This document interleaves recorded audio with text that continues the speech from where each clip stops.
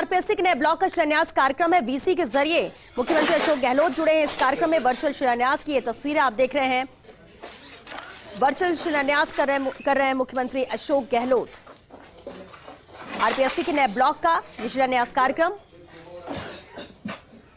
माननीय कुछ मुख्यमंत्री देर में शिलान्यास करेंगे मुख्यमंत्री अशोक गहलोत। आरपीएससी के नए ब्लॉक का शिलान्यास है और वर्चुअल शिलान्यास करेंगे मुख्यमंत्री कुछ ही देर में। ये तस्वीरें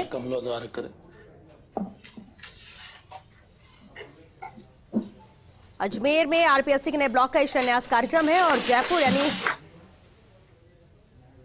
सीएमआर से ही मुख्यमंत्री अशोक गहलोत ने शिलान्यास किया है। अब मैं प्रदेश के मुख्य सचिव माननीय निरंजन आर्य जी से निवेदन करूंगा कि 2 शब्द। परमादरणीय मुख्यमंत्री महोदय, आरपीएससी के अध्यक्ष जी एवं माननीय सदस्यगण, हमारे डीओपी के सेक्रेटरी साहब, इससे जुड़े हुए पीएसएफ श्री अखिल अरोड़ा जी और अजमेर में आरपीएससी के समस्त स्टाफ के अधिकारी एवं साथियों, आज के इस कार्यक्रम में नवीन भवन जो आपका आज शिलान्यास हुआ है, मैं आप सभी को बहुत बहुत बधाई देता हूं। सरकार ने 3 करोड़ 73 लाख की जो स्वीकृति दी है और इससे आपका ये भवन बनेगा। पीडब्ल्यूडी विभाग मैं सोचता हूं कि इसको समय पे पूरा करें। 2022 दिसंबर आपने इसका स्टिपुलेटेड डेट ऑफ कंप्लीशन तय किया है, तो हमको इसको समय पे पूरा करना है। नवीन भवन की आवश्यकता पूर्व से रही होगी और निश्चित रूप से आपने जैसा बताया कि सुरक्षा, गोपनीयता और इन समस्त चीजों को एक तरफ करके आप ये भवन काम में लेंगे। और मैं सोचता हूँ यही आरपीएससी की सबसे बड़ी चुनौती है कि किस तरह से लोगों में विश्वास बना रहे और जो मूल आपका तत्व है कि गोपनीयता है, सुरक्षा है और बिल्कुल जिससे कहना चाहिए कि निष्पक्षता है, वो इस भवन से, इस भवन में होने वाले कार्य से बनी रहेगी। मैं ऐसा विश्वास करता हूं। हम सभी जानते हैं कि आजकल के जमाने में रोजगार एक बहुत बड़ी समस्या बनती जा रही है, बनी हुई है और युवा लोग ऐसी संस्थाओं को बड़े सम्मान और इज्जत की दृष्टि से देखते हैं। लोग बाग यहाँ तक कि इसको भर्ती का मंदिर भी कहते हैं और इसलिए इसकी मंदिर रूपी पवित्रता और मंदिर रूपी सत्यता, निष्पक्षता बनी रहे, इसके लिए आरपीएससी के सभी सदस्यों एवं अध्यक्ष महोदय को निरंतर प्रयास करते रहना चाहिए। और मुझे इस बात की खुशी है जिस तरह का प्रेजेंटेशन अभी बताया गया और जिसमें ये इंडिकेट किया कि न केवल राजस्थान बल्कि देश के विभिन्न जगहों पे भी इस बात को स्वीकार किया गया कि आरपीएससी का कार्य निश्चित रूप से अच्छा है और इसे और अच्छा बनाए रखें। ये मेरी आप लोगों को रिक्वेस्ट है। कुछ बातें हैं जो मेरे को आपको निवेदन करनी है, जो मेरे को डीओपी सेक्रेटरी साहब ने कहा है कि आपके यहाँ से लगभग 20-25 प्रस्ताव आए थे पिछले 5-6 महीने में और उनमें से अधिकतर प्रस्तावों पे स्वीकृतियां जारी हो चुकी है। अब मैं एक एक बोलूंगा तो समय लंबा हो जाएगा, लेकिन जो मूलतः आपके जून से लगा के अभी तक के जितने भी प्रस्ताव आए हैं, चाहे लोहार ड्यूटी के हो, रिव्यू डीपीसी के हो, महंगाई भत्ते के हो, हाई स्पीड लेजर प्रिंटर की बात है, अतिरिक्त बजट की बात है, विद्युत कार्य की स्वीकृतियां, आवश्यक सुविधाएं, वार्षिक व्यय सीमा, conference fund, CCTV camera, air cooling system, AC bill आहरण, अतिरोपित अधिशास्ती एसी बिल की स्वीकृतियां और भी जो भी आपके प्रस्ताव आए, वो सरकार ने माननीय मुख्यमंत्री जी ने, चूंकि डीओपी के रूप में माननीय मुख्यमंत्री जी इसको देखते हैं, तो समस्त स्वीकृतियां माननीय मुख्यमंत्री जी स्तर पर जारी हुई है और हम ये अपेक्षा करते हैं कि इन सारी स्वीकृतियों से आपकी कार्यक्षमता में, आपके कुल मिला के जो वर्क कल्चर है उसमें सुधार आएगा और ये प्रतिबिंबित होगा कि सरकार की स्वीकृतियों से आयोग का काम और सहज, सरल एवं सटीक हुआ है। मूलतः माननीय मुख्यमंत्री महोदय से मैं निवेदन करना चाहूंगा कि इनके जो 3 मुद्दे, बड़े मुद्दे हैं जो कि विचाराधीन है। एक सर जो इनकी मांग है कि जो मेंबर साहब हैं और जो जर्नलिस्ट चेयरमैन तो चूंकि अन्य सेवाओं से आते हैं इसलिए उनकी ये दिक्कत नहीं रहती, लेकिन जो मेंबर्स हैं इनकी पेंशन की बात का एक मुद्दा ये उठा रहे हैं कि इनको सुविधा वो मिलनी चाहिए। जो सर हम अभी विचाराधीन है, इस पे कोई निर्णय भी हुआ नहीं है। कुछ 1-2 राज्यों का जिक्र ये कर रहे हैं कि वहां पे भी ऐसी व्यवस्था है, तो इस पे मैं सोचता हूँ कि सरकार पे जो भी होगा उचित फैसला किया जाएगा। एक और मुद्दा सर, ये जो नियमों की बात हो रही है कि जिसका सार ये है कि सदस्य के पद को भी उच्च न्यायालय के न्यायाधीश के समकक्ष किया जाए और एक हाई कोर्ट जज की स्टेटस के हिसाब से इस तरह का एक मसौदा बना के यूपीएससी ने आरपीएससी ने हमको भेजा था। वो भी मैं सोचता हूँ कि डीओपी में विचाराधीन है, उसमें भी कोई निर्णय होगा। एक बात जो आपने कही कि कैलेंडर और जो रिक्वेस्ट इन टाइम की बात कही, ये सही बात है, क्योंकि आपका कैलेंडर हमारी रिक्वेस्ट पे निर्भर करता है। तो हम सभी विभागों से भी ये कहेंगे, आग्रह करेंगे कि आपकी जो बात है कि अगर सभी विभाग अपने सही समय पे रिक्वेस्ट भेज दे, लिहाजा आप उसका कैलेंडर समय पे जारी कर पाएंगे। अंत में मुझे एक बात और कहनी है, जो कि पेपर और मूल्यांकन की बात आपने बताई, काफी इनोवेशंस हुए हैं और उन इनोवेशन से मैं सोचता हूँ कि आपकी कार्यक्षमता एवं उसमें जनता में छवि में निश्चित रूप से सुधार हुआ होगा। लेकिन ये जो पेपर सेटिंग और ये जो मूल्यांकन का प्रश्न बड़ा सापेक्षिक है और ये तुलनात्मक भी है, इसलिए ये लाजिमी नहीं है कि हमारे पक्ष को उसे मान ही लें या उसको संतुष्ट करें, लेकिन एक मॉडरेशन और बैलेंसिंग होना बहुत जरूरी। जैसा कि स्वयं उदाहरण दे रहे थे कि किसी एक विषय में ऐसा हो गया, उसी विषय का मूल्यांकन आधार किसी दूसरे विषय में ऐसा हो नहीं सकता। यूपीएससी भी ऐसा परिवर्तन करती रहती है, मॉडरेट करती है, बैलेंसिंग करती है, ताकि प्रश्न ये रहे कि जो कैंडिडेट है, अभ्यर्थी है, उस अभ्यर्थी की जो मौलिक होशियारी है, मौलिक जो बुद्धि लब्धि है, उस मौलिक बुद्धि लब्धि को आप कैसे मूल्यांकित करें और उसके साथ किसी प्रकार का अन्याय नहीं हो। मात्र केवल मैथमेटिक्स के पहाड़े याद करने से कोई व्यक्ति इतिहास के किसी उससे पीछे रह जाए, इसमें भी हमें सोचने की जरूरत है।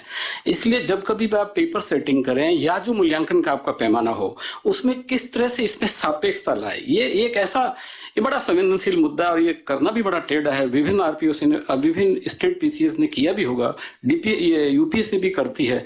हम सुनते थे पहले कि भाई पहले आईएएस में जो लोग आते थे वो या सिविल सर्विस में, नॉट ओनली आईएएस बट सारी केंद्रीय सेवाओं में, उन लोगों के ऑप्शनल्स का आधार मूल्यांकन और मूल्यांकन से उसके बाद आने वाली जो उनकी पोजीशन है वो कुछ अलग हुआ करती थी। और बाद में जब यूपीएससी ने कुछ अन्य विषयों को उसमें शुमार किया, शामिल कर दिया, तो पूरा मसौदा ही बदल गया, पूरा फ्लेवर बदल गया, पूरा रंग बदल गया कि अब जो सूची आ रही वो बिल्कुल ही एक निहायत ही तकनीकी सूची की तरह होने लग गई।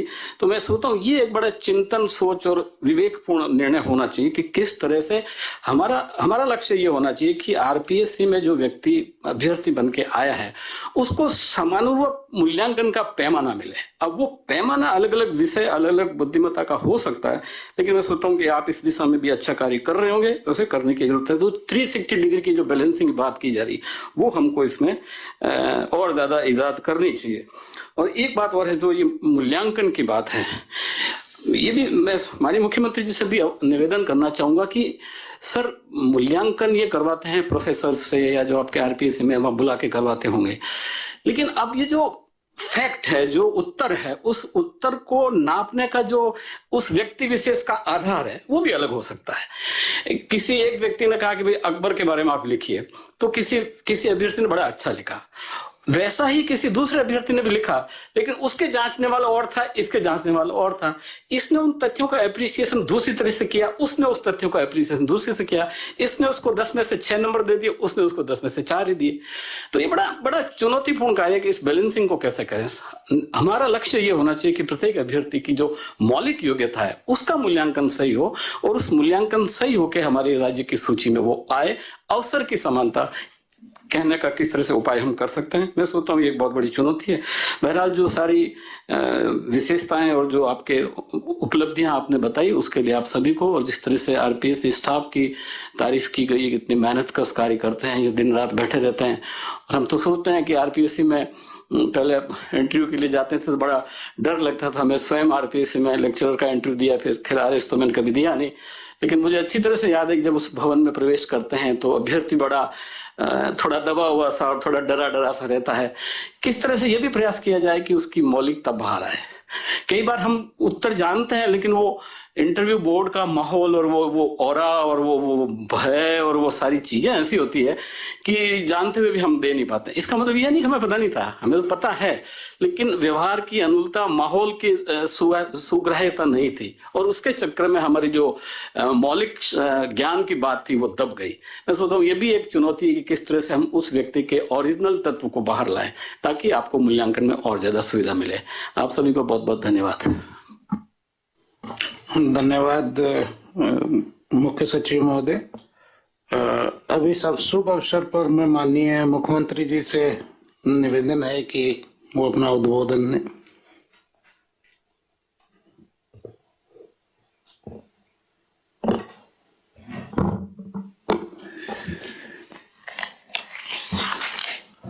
आरपीएससी चेयरमैन भूपेंद्र सिंह जी और तमाम सदस्यगण, doctor Shiv Singh Rathore, Shrimati Rajkumari Gurjar, Shri Ram ji Raika, doctor Sangeeta Arya ji, Jaswant Singh ji Rathi, Babulal Katara, doctor Manju Sharma, chief secretary Neel Arya ji, finance secretary Akhil Arora ji, Kuldeep Ranka ji, Hemant Kumar Gahra ji, तमाम उपस्थित अन्य हमारे अधिकारीगण, आरपीएससी परिवार के सदस्यगण, मुझे बहुत प्रसन्नता है कि जैसा अभी डॉक्टर भूपेंद्र सिंह जी ने कहा कि तीसरा भवन है जो मेरे द्वारा उद्घाटन या शिलान्यास किया जा रहा है। तो आप सोच सकते हैं कि ये मेरा सौभाग्य है कि आरपीएससी के एक के बाद एक भवन बने भी हैं और मुझे अवसर मिला है कि मैं उसकी भूमिका अदा करूं शिलान्यास की, उद्घाटन की। आरपीएससी के महत्व की समझने की आवश्यकता नहीं। चेयरमैन साहब ने और डॉक्टर शिव सिंह जी ने प्रेजेंटेशन अच्छा दिया है। सीएच ने भी अपनी जो भावना थी व्यक्त की। मैं समझता हूँ कि समय के साथ साथ में आपने नवाचार भी किए हैं, जिसका अभी उसमें प्रेजेंटेशन में रिजल्ट्स आई है, तो मैं वहाँ पर रिपीट नहीं करना चाहूँगा, पर ये कह सकता हूँ कि ये करना आवश्यक भी है, क्योंकि आज जमाना बदल गया है। 21st सेंचुरी आ गई है। जो राजीव गांधी कहा करते थे कि आईटी और कंप्यूटर का युग आएगा, तो वो आ भी गया। हर बच्चे के हाथ में मोबाइल फोन भी है। तो सब एक्सपेक्ट करते हैं कि अब नवाचार ऐसे हों जिससे कि पूरी तरह ट्रांसपेरेंसी सब तरह से हो, एग्जाम में भी, पेपर सेटिंग में भी और एप्लीकेशन देने में भी, जो बताया गया प्रेजेंटेशन में, परिणाम आने में भी, सब तरह से ट्रांसपेरेंसी कैसे हो। अब संभव भी है, आईटी के बाद में संभव है कि समय का बचाव और हम लोग कॉन्फिडेंस पैदा कर सकते हैं प्रदेशवासियों में भी, आम नागरिकों के अंदर भी, और जो एग्जाम देते हैं बच्चे उनको भी अंदर भी। और उसके लिए आपने काफी अच्छे इवन टोटलिंग तक की बात आपने बताई कि किस प्रकार से डीपीसी का मॉडल और ग्रीवेंसेस पोर्टल, सिलेबस की स्केलिंग की जो जेंडर थी वो समाप्त होगी। तो मैं समझता हूँ कि सभी तरह से, क्योंकि इससे डिस्प्यूट कई बार कोर्ट में चले जाते हैं, उसके कारण से लंबा खींच जाता है। नौकरियों का सिलसिला इतना लंबा खींचता है कि लोगों में निराशा भाव पैदा होते हैं। फिर सरकार कभी अपील करती है, कभी कुछ लोग चले जाते हैं हाई कोर्ट या सुप्रीम कोर्ट तक, तो कितना लंबा अरसा लगता है अनावश्यक रूप से। तो जो एक प्रकार से भर्ती जब प्रारंभ होती है या घोषणा होती है तो लोगों की जो खुशी की लहर होती है, पर ये जो अटकाव आते हैं कई बार, तो मैं समझता हूँ कि साल 2 से 4 साल लग जाते हैं। आरपीएससी भी कई बार 2018 का निकाल रहे हैं या 2000 उसके पहले के निकाल रहे हैं। मतलब एक प्रकार से माहौल समाप्त होना चाहिए। और मैं उम्मीद करता हूँ कि मैनुअल का आपने जो ये 20 साल पहले बनी थी और वापिस आपने जो अपडेट किया है, इस बात की मुझे विशेष खुशी है कि मैनुअल के आधार पे फिर यूपी आरपीएससी का काम मैं समझता हूँ कि बहुत ही अच्छी तरीके से संपन्न हो सकेगा। आरपीएससी हो या जो सबऑर्डिनेट सर्विसेज का बोर्ड बना है, क्योंकि संख्या बढ़ती जा रही है भर्तियों की और समय बहुत लगता है आईटी के उपयोग के बावजूद भी, इसलिए ये जो बोर्ड बना है उसके बावजूद भी मैं समझता हूँ कि कई बार कई कारण से वक्त लग जाता है और सरकारी भर्ती काफी निकाल रही है। क्योंकि मुझे कहते खुशी है कि अभी वर्तमान सरकार आने के बाद में करीब 97,151 तो नियुक्ति दे दी गई है, जिसमें आरपीएससी और सबऑर्डिनेट सर्विसेज बोर्ड का दोनों की परीक्षा परिणाम भी 34,580 घोषित किए गए। साक्षात्कार 41 हो गए हैं। परीक्षा आयोजित परिणाम हमें शेष है। आयोजित होगी परीक्षा 14,716 और विज्ञापन भी प्रकाशित हुए 13,336।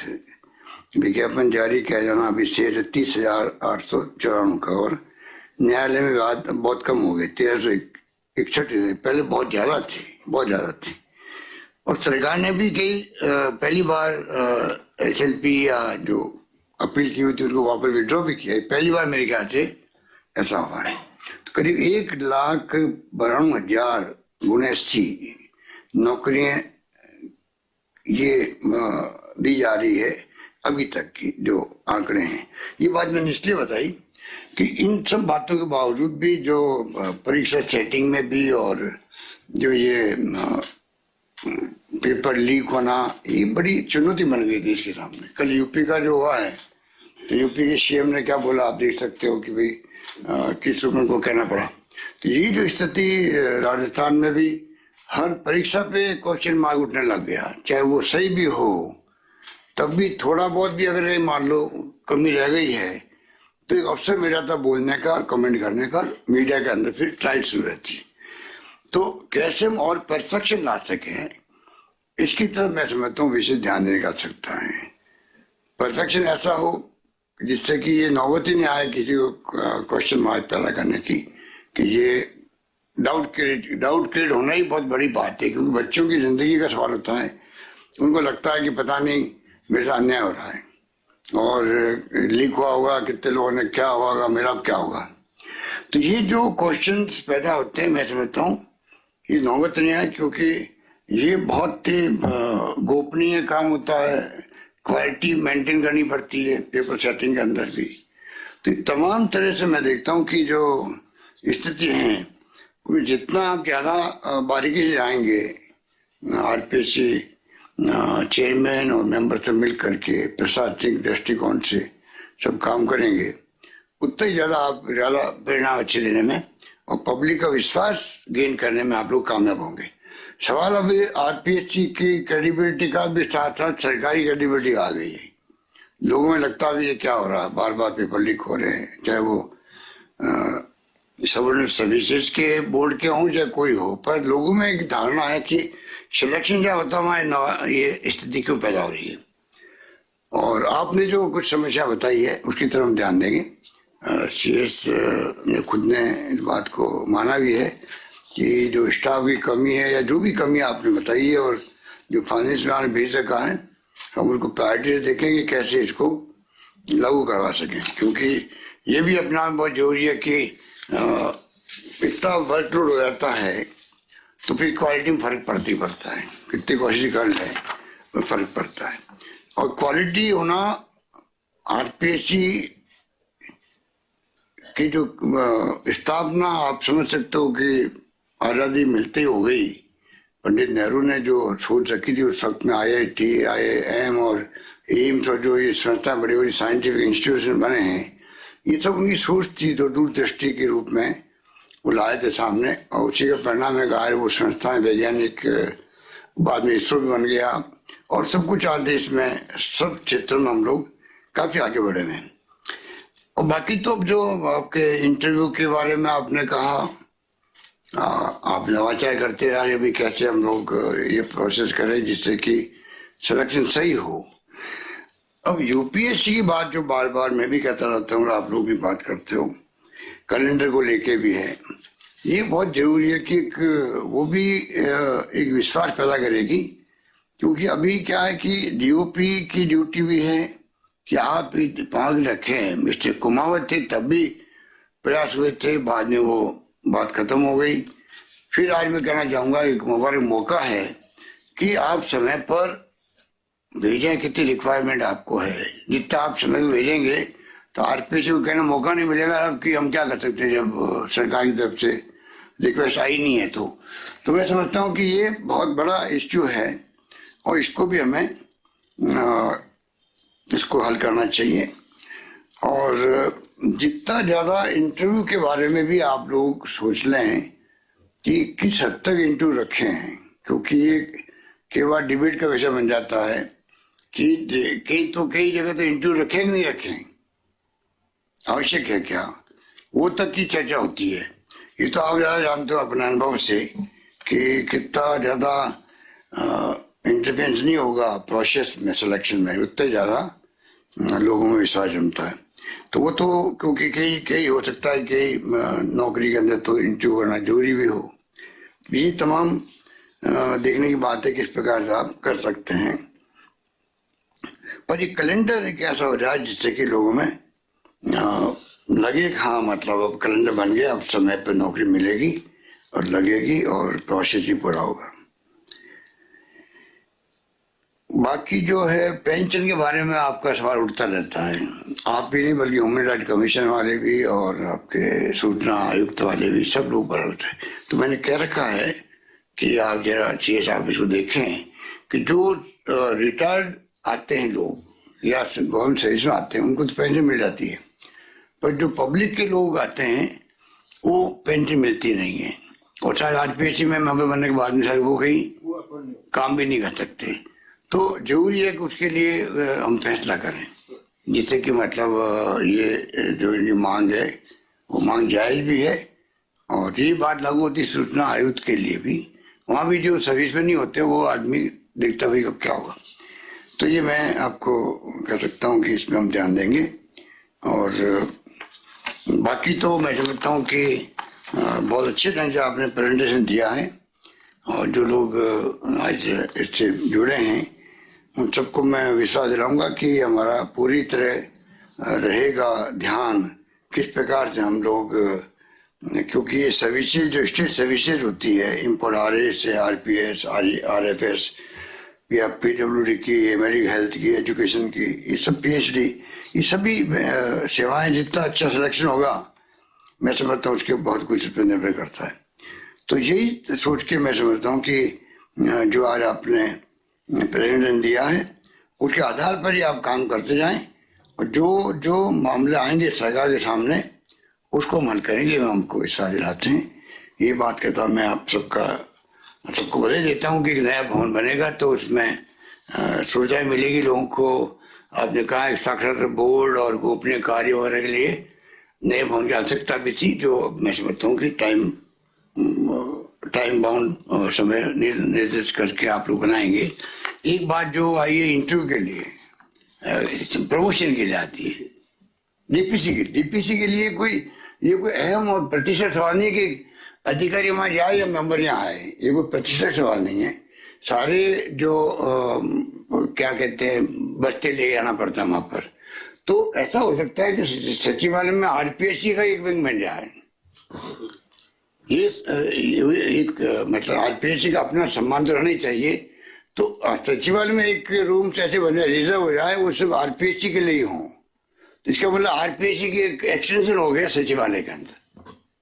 वहां बैठ करके आप जो है मेंबर भी आए और अधिकारी वही पहुंच जाए, आपको सुविधा हो जाए उनको सुविधा हो जाए, और ये समझता हूँ कि ज्यादा बेटर रहेगा। तो इसमें आप लोग इसको निर्णय करें कि सचिवालय में आपका ई विंग बन गया, तो मैं समझता हूँ और ज्यादा आपको सरकार के साथ में आपका लिंक जो है और मजबूत होगा RPSC का। और काम तो पड़ते ही रहते हैं आपस के अंदर, तो ये कम्युनिकेशन जो गैप रहता है DOP में या आपके बोर्ड के अधिकारियों में भी, और कितनी कोशिश कर लो तो थोड़ा बहुत तो सकता है आप मेरे कुछ स्टाफ के लोग यहाँ परमानेंट बैठ जाए, RPSC के एक आदमी 2 ऑफिसर यहीं बैठ जाए या हम पोस्ट क्रिएट कर देंगे आपके लिए। उससे क्या होगा कि एक प्रकार से वही बैठ के सिलेक्शन वो प्रमोशन के लिए आप बता रहे, ये काफी दिनों से मामला पेंडिंग था, मैं समझता हूँ उसको भी आप हल कर रहे हैं। बहुत बहुत शुक्रिया, धन्यवाद आपको सबको। हमारे चेयरमैन साहब को बधाई दे रहे हो आप लोग, ये विदाई समारोह भी इनका है साथ में। तो जितने लोग बैठे हुए हैं आप सब की तरफ से मैं चेयरमैन साहब को बधाई देता हूँ, मुबारकबाद देता हूँ। इन्होंने अच्छा काम किया और अब इनकी विदाई समारोह भी होने वाला है, आप सबकी तरफ में दे रहा हूँ, मैं अपनों की तरफ से भी। धन्यवाद आपका, धन्यवाद, बहुत बहुत धन्यवाद मुख्यमंत्री जी। अब मैं बोर्ड के चेयरमैन, कमीशन के चेयरमैन डॉक्टर भूपेंद्र सिंह जी से रिक्वेस्ट करूंगा वो वोट ऑफ थैंक्स। आपका माननीय मुख्यमंत्री जी का, मुख्य सचिव महोदय का, यहाँ उपस्थित सभी साथियों का बहुत बहुत आभार। इस कार्यक्रम में आपने भागीदारी की। आभार प्रदर्शन के साथ साथ ही मैं आपको अपने आयोग के सभी साथियों और स्टाफ के मेंबर्स तरफ से आश्वस्त करना चाहूँगा कि जो भावनाएं, जो अपेक्षाएं आपने व्यक्त की हैं, उनके अनुरूप ही आगे वे कार्य करेंगे। आयोग के कार्य का बेहतर निष्पादन राज्य सरकार और आयोग के साझा